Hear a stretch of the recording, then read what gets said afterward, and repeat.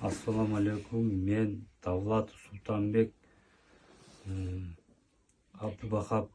Абдыбахапова Үмүтайдын кызынын атасы болом.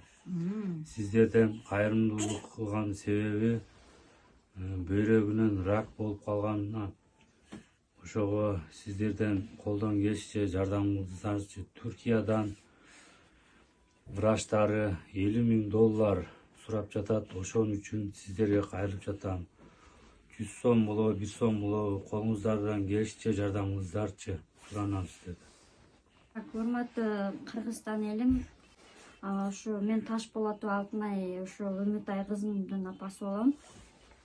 Ушул кызым почкадан рак болуп, Ошто Детский областныйда больницада жатып чыктык. Башты жатканыбызга 5 жыл болуп калды. 5 жылдан бери ошо бир результаты жок. Химия алабыз. Химиябыз бир башты 6 айдан бери алып атабыз, жылышыбыз жок.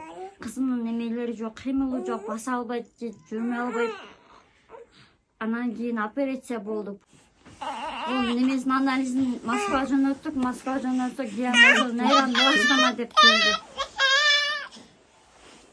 Нейробластома деп келди. Аны биз ошо Оштого онкологиялык врач Азиз Мухтаровичке кайрылсак, кыскасы бул жылышы болбойт, химия дагы узара берет дегенден биз туркиялык врачтар менен кайрылдык. Туркиялык врачтар айтышты, бизге срочно келиңиздер.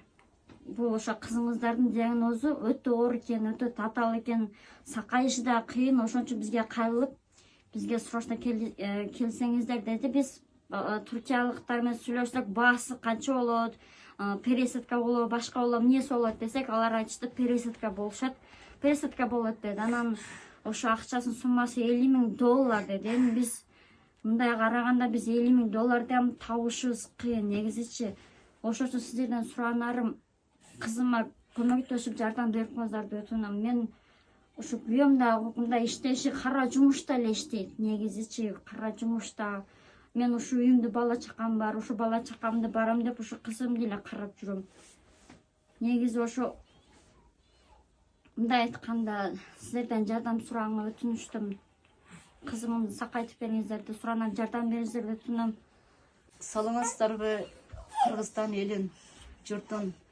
Биз Ош областынын Өзгөн районунун эски Тодоровка айылында жашайбыз. Мен ушу Абдыбахапова Үмүтайдын кайнесимин. Неберем айлардан бери ушу бөйрөктөн рак болуп калды.